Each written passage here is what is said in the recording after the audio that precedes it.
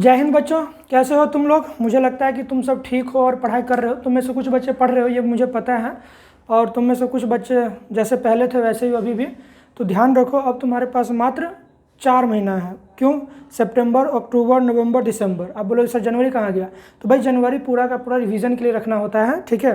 तो अब 4 महीना बचा, इस 4 महीने में जितना कुछ पढ़ना है पढ़ लो, ठीक है। क्यों? क्योंकि जनवरी में तो रिवीजन करना है और फरवरी में तो भाई तुम्हारा एग्जाम होने वाला है, ठीक है। देखो आज मैं जो लेकर के आया हूँ कुछ क्वेश्चन है। पिछले वीडियो में मैंने जो तुमको बताया था कि ग्राफ को देख के हम पता करते हैं कि वो जो ग्राफ है वो एक घातीय बहुपद का है या द्विघातीय का है ना, या त्रिघातीय का है। तो उस पर मैंने कुछ 10-12 क्वेश्चन भी करवाया था, ठीक है। आज मैं ये 5 क्वेश्चन लेके आया हूँ, सॉरी 4 ही क्वेश्चन है, 1 2 3 4। ये 4 क्वेश्चन एक्चुअली मैंने तुम्हारे टेस्ट के लिए लाया है, ठीक है।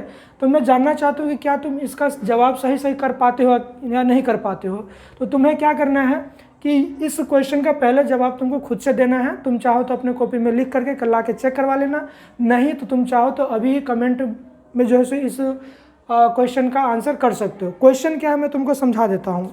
क्वेश्चन क्या है तुम्हारा कि बहुपद के आलेख को देखकर उसके शून्यांकों की संख्या ज्ञात करें, है ना। पिछले क्लास में मैंने बताया था कि आप ग्राफ पेपर को देख करके कैसे पता कर सकते हो कि वो एक घातीय है या द्विघातीय बहुपद का आलेख है, ठीक है। और साथ ही साथ मैंने शून्यांकों को भी ज्ञात करना बताया था, है कि नहीं। मैं चर्चा करूंगा, लेकिन पहले मैं तुमको 1 मिनट का समय देता हूं इस सारे क्वेश्चंस को बनाने के लिए, ठीक है। तो मैं यहीं पे स्टे करता हूं, नहीं तो इससे बेहतर है कि तुम वीडियो को पॉज कर लो, ठीक है, और सारा सवाल बना लो, इसका आंसर कर लो। उसके बाद फिर क्या करो कि तुम मिला लो कि क्या तुमने जो बनाया है और मैं जो बता रहा हूँ क्या वो दोनों टैली कर रहा है या नहीं कर रहा है, ठीक है। अगर टैली करेगा तो समझना कि तुमने सही बनाया है। अगर लगे कि नहीं दोनों का आंसर अलग है तो तुम्हें कुछ नहीं करना है, मेरा वाला जो आंसर रहेगा उससे अपने आंसर को सही कर लेना, ठीक है। तो क्या करें, टाइम दें? चलो दिया टाइम, बनाओ इसको।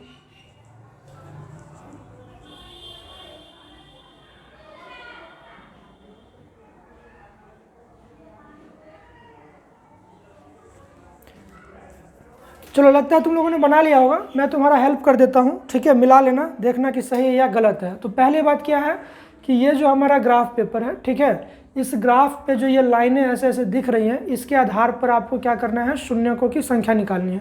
तो शायद आपको याद होगा कि मैंने बताया था कि जब भी शून्यक निकालना होता है तो हमें ये देखना है कि जो रेखा है वो एक्स अक्ष से गुजर रही है कि नहीं। एक्स अक्ष से जितनी बार गुजरेगी उतनी ही उसकी क्या होगी, शून्यांक होंगे, है ना, उतने उसके शून्यक होंगे। तो जैसे कि मान के चलो कि आपने इसको बनाया होगा, देखो ये रेखा क्या है, ये यहाँ से ऐसे आ रही है या फिर ये ऐसे जा रही है। तो क्या हुआ, ये एक्स एक्स तो यहाँ पे आपका, इसको इसने टच किया नहीं किया टच, तो यहाँ पे जो शून्यकों की संख्या हो जाएगी वो कितनी हो जाएगी, एक भी नहीं, मतलब कि शून्य हो जाएगा। एक भी नहीं से मतलब क्या हो गया, शून्य। तो यहाँ पर जो शून्यकों की संख्या होगी, किसकी संख्या, शून्यकों की संख्या, है ना, शून्यकों की संख्या वो हो जाएगी 1, सॉरी शून्य हो जाएगा, 0 हो जाएगा, मतलब 1 भी नहीं होगा, ठीक है। तो क्या आपका यही 0 आया था? अगर हाँ तो बिल्कुल सही हो, अगर नहीं तो तुमको इसको सीखने की ज़रूरत है, याद रखने की ज़रूरत है। क्या याद रखने की ज़रूरत है कि अगर एक्स अक्ष को रेखा टच कर रहा है या कट कर रहा है और जितनी बार टच कर रहा है उतना ही उसका शून्यक होगा, ठीक है। इसमें आ जाओ, इसको देखो, दिख रहा है आपको कि ये जो रेखा ये ऐसे जा रही है ना, और एक रेखा फिर ये ऐसे आ रही है। तो यहाँ पर क्या होगा, एक्स अक्ष को 2 जगह पे ये कट कर रहा है। कितनी जगह कर रहा है, 2 जगह कट कर रहा है। तो जब 2 जगह कट करेगा तो इसके शून्यांकों की संख्या कितनी हो जाएगी, शून्यांकों बोल रहे हो या शून्यकों की संख्या बोल रहे हो, शून्यांकों की संख्या कितनी हो जाएगी, शून्यांकों की संख्या यहाँ पर हो जाएगी 2। क्यों? क्योंकि यहाँ पे 2 ऐसी रेखाएं हैं जो एक्स अक्ष को कट कर रही है, ठीक है। तीसरा मिला लो भाई, तीसरा देखो, ये जो तुम्हारी रेखा है, ये जो तुम्हारी रेखा ऐसे जा रही है, ये कितने जगह एक्स एक्स को कट कर रही है, एक्स एक्स को ये सिर्फ और सिर्फ यहीं पर कट कर रही है। तो इसका अर्थ क्या हुआ कि यहाँ पर जो शून्यकों की संख्या होगी, शून्यकों कह लो या शून्यांकों कह लो, है ना, दोनों बराबर है, कि संख्या कितनी हो जाएगी, 1 हो जाएगी।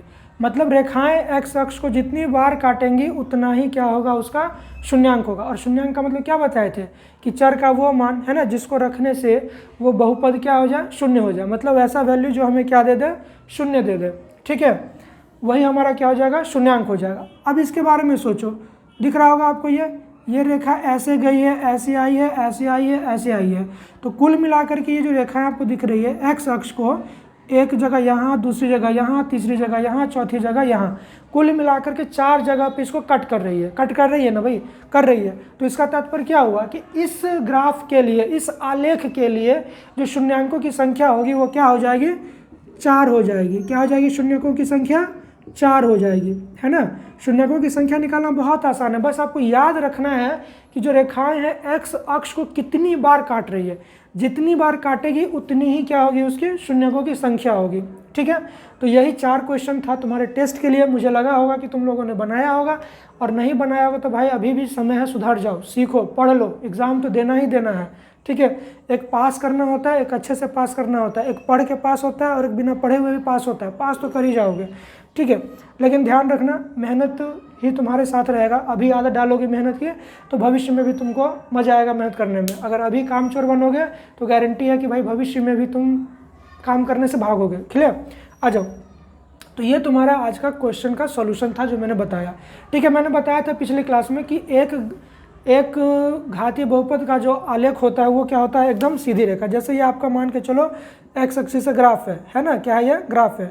अगर कोई रेखा इस तरह से अगर आ रही है ना, तो हम इसको किस बहुपद का ग्राफ बोलेंगे, ये हमारा हो जाएगा एक घातीय बहुपद। कितना घातीय बहुपद का है, एक घातीय बहुपद का ये ग्राफ है हमारा, है कि नहीं है।